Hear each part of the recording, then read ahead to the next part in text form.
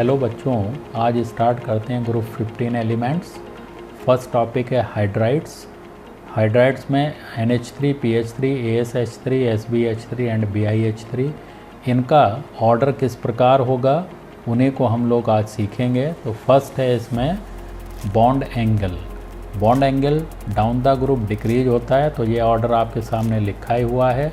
इसमें जो चीज़ आपको ध्यान रखनी है वो पॉइंट है कि ये डिपेंड किस पर करता है। तो मैंने लिख दिया बॉन्ड एंगल डायरेक्टली प्रोपोर्शनल होता है इलेक्ट्रोनेगेटिविटी ऑफ सेंट्रल एटम।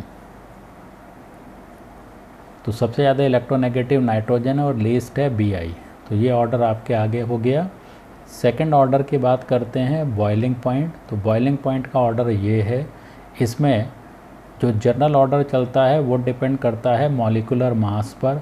जिसका मॉलिक्यूलर मास सबसे ज़्यादा उसका बॉइलिंग पॉइंट सबसे ज़्यादा है, इसलिए BiH3 सबसे ज़्यादा है। दूसरा Bi आपका मेटल है, तो मेटल के बॉइलिंग पॉइंट ज़्यादा होते हैं। यहाँ पर अमोनिया का सबसे कम होना चाहिए था, लेकिन अमोनिया का pH3 से ज़्यादा है, काफ़ी ज़्यादा होता है। क्यों ज़्यादा होता है? तो इसके लिए आप लोग याद रखेंगे कि अमोनिया हाइड्रोजन बॉन्ड फॉर्म करता है। नेक्स्ट ऑर्डर की बात करते हैं बेसिक स्ट्रेंथ। तो बेसिक स्ट्रेंथ का ऑर्डर है NH3 सबसे ज़्यादा होता है और BiH3 सबसे कम है। यहाँ पर जो बेसिक ऑर्डर है वो डिपेंड करता है लोन पेयर पर। तो लोन पेयर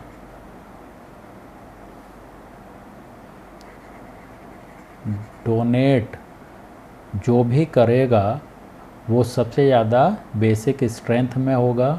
तो जैसे जैसे साइज इंक्रीज होता है लोन पेयर डोनर या डोनेट करने की जो टेंडेंसी है, तो लोन पेयर डोनेट टेंडेंसी ये डिक्रीज होती है। तो आपका ऑर्डर सामने है। इसी में मैं ये भी समझा सकता हूँ, कई बार क्वेश्चन इस टाइप से आता है कि बताएं सबसे ज़्यादा एसिडिक नेचर किसका होगा। तो एसिडिक नेचर BiH3 का हुआ और सबसे कम अमोनिया का। यहीं पर मैं दिखा रहा हूँ कि मिनिमम pKb वैल्यू होती है आपकी अमोनिया की। इससे ये पता चलता है सबसे ज़्यादा बेसिक है। और इसकी मैक्सिमम वैल्यू होती है pKb की, इसलिए ये लीस्ट बेसिक है। कई बार क्वेश्चन इस पर भी पूछ लिया जाता है। नेक्स्ट ऑर्डर की बात करते हैं थर्मल स्टेबिलिटी। थर्मल स्टेबिलिटी का जो ऑर्डर है वो आपका NH3 ग्रेटर देन PH3, ये आपके आगे है। अब थर्मल स्टेबिलिटी डिपेंड किस पर करती है? तो उसके लिए हमेशा याद रखेंगे आप लोग कि जो हीट देने पर, यहाँ पर मैं लिख देता हूँ, जो हीट देने पर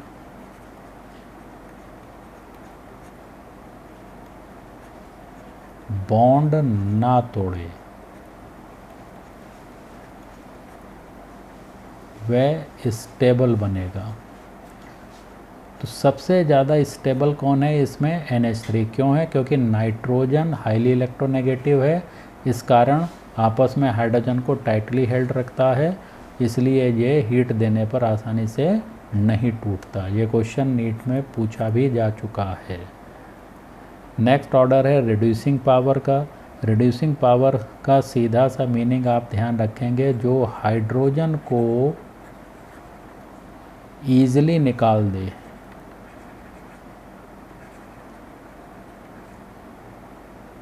तो हाइड्रोजन को ईजिली लूज कर दे, वो बेहतरीन रिड्यूसिंग पावर बनेगा। और इसमें ऑर्डर किसका है वो आप देख ही रहे हैं कि BiH3 सबसे ज़्यादा है और अमोनिया सबसे कम है। रीज़न Bi का साइज काफ़ी बड़ा होता है। तो ये पूरा ऑर्डर आपको याद होना चाहिए। सेकंड आप हेडिंग देख रहे हैं ऑक्साइड्स ऑफ नाइट्रोजन। यहाँ पर मैंने कुछ ऑक्साइड ऑफ नाइट्रोजन के लिखे हैं। इसमें पहला N2O, इसको हम लोग बोलते हैं लाफिंग गैस। ये न्यूट्रल गैस है और कलरलेस होती है। दूसरा है NO। NO जो है आपका, ये न्यूट्रल गैस है, कलरलेस है और पैरामैग्नेटिक इन नेचर होता है। N2O3 की बात करें तो ये एसिडिक नेचर होता है, ब्लू, ये पैरामैग्नेटिक गलत आ गया इसके आगे, तो ये ब्लू लिक्विड और सॉलिड होता है, लिक्विड और सॉलिड। ये भी क्वेश्चन पूछा जा चुका है। N2O ये एसिडिक है, ब्राउन गैस है, ये भी क्वेश्चन कई बार पूछा गया हुआ है कि ब्राउन गैस का कौन सा नाइट्रोजन का ऑक्साइड होता है, तो आप टिक करेंगे NO2 को। ये भी पैरामैग्नेटिक नेचर होता है। N2O4 ये भी एसिडिक है, कलरलेस है, लिक्विड और सॉलिड में, और N2O5 एसिडिक है, ये भी कलरलेस है, सॉलिड फॉर्म में। तो ये ऑक्साइड थोड़े से आपको ध्यान रखने हैं, इन पर कभी कभी क्वेश्चन पुटअप हो जाते हैं। नेक्स्ट है आपका ऑक्सो एसिड्स ऑफ फास्फोरस, इस पर भी क्वेश्चन पूछे गए हैं। पहली कंडीशन है कि फास्फोरस के ऑक्साइड की कंडीशन क्या होगी, तो एक उसमें P डबल बॉन्ड O जरूर दिखाई देगा आपको, और साथ में ही एक P single bond OH bond जरूर दिखाई देगा। तो इसमें सबसे पहला मैंने लिखा है हाइपोफास्फोरस एसिड या फास्फिनिक एसिड H3PO2। इसके यदि स्ट्रक्चर की बात करें तो ये आ गया, देखें टेट्राहेड्रल स्ट्रक्चर है, P डबल बॉन्ड O, साथ में यहाँ P सिंगल बॉन्ड OH है, रेस्ट 2 हाइड्रोजन अटैच हैं। क्योंकि एक OH ग्रुप है इसमें, तो एक हाइड्रोजन रिप्लेसेबल माना जाता है, इसीलिए ये कहलाता है मोनोबेसिक एसिड। यहाँ पर एक pH ये बॉन्ड बन रहा है, दूसरा pH ये बॉन्ड बन रहा है, इसका मतलब 2 pH बॉन्ड हैं, इसलिए ये स्ट्रॉन्ग रिड्यूसिंग एजेंट माना जाता है। दूसरा पॉइंट है ऑर्थोफास्फोरस एसिड और फास्फिनिक एसिड H3PO3। इसके स्ट्रक्चर की बात करेंगे तो ये देखिए, ऊपर वाले स्ट्रक्चर में यहाँ हाइड्रोजन था, यहाँ एक OH आ गया है, तो यहाँ 2 OH ग्रुप आ गए हैं, तो 2 हाइड्रोजन रिप्लेसेबल हो गए, इसलिए इसको डाइबेसिक एसिड बोलते हैं। इसमें एक P सिंगल बॉन्ड H है, सिंगल, तो ये कहलाता है केवल रिड्यूसिंग एजेंट। थर्ड आप बात करते हैं ऑर्थोफास्फोरिक एसिड की H3PO4। इसके स्ट्रक्चर को यदि आप देखेंगे तो 3 जगह आपके अब OH ग्रुप दिखाई दे रहे हैं, इसका मतलब 3 हाइड्रोजन रिप्लेसेबल हैं, इसीलिए इसको बोलते हैं ट्राई बेसिक एसिड। इसमें कोई भी P single bond H bond नहीं है, इसलिए ये नॉट रिड्यूसिंग एजेंट कहलाता है।